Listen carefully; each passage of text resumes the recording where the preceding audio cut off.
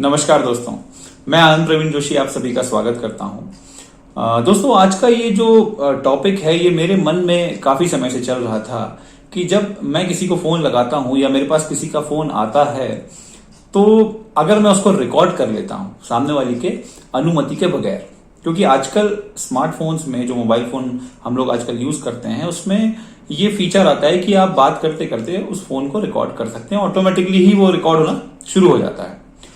तो जब ये फैसिलिटी मैं यूज करता हूं तो क्या मैं कुछ इलीगल कर रहा हूं? क्या मुझे भविष्य में कोई परेशानी आ सकती है कि मैं अनुमति के बगैर अपने सारे फोन कॉल्स को रिकॉर्ड कर रहा हूं और उसकी रिकॉर्डिंग अपने पास सेव करके रख रहा हूं? तो दोस्तों, आज एक बहुत ही महत्वपूर्ण और छोटी सी चर्चा हम इस विषय पे करते हैं कि क्या हम फोन रिकॉर्ड करके कोई मुश्किल में तो नहीं फंस रहे हैं। आइए शुरुआत करते हैं।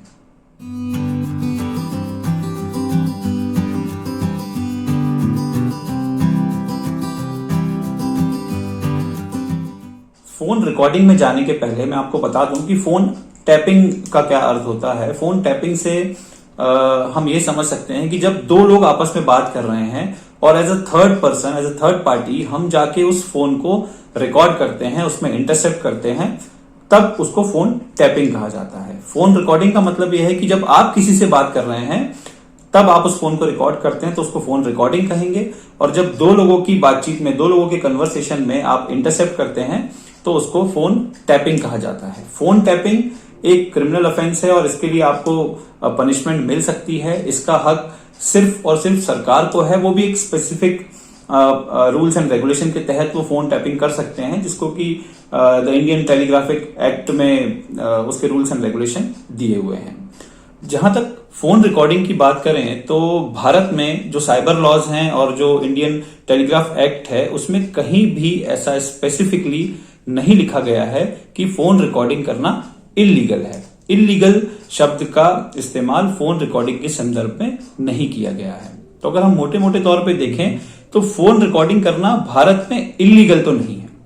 लेकिन मान लीजिए जिसका फोन आपने रिकॉर्ड किया है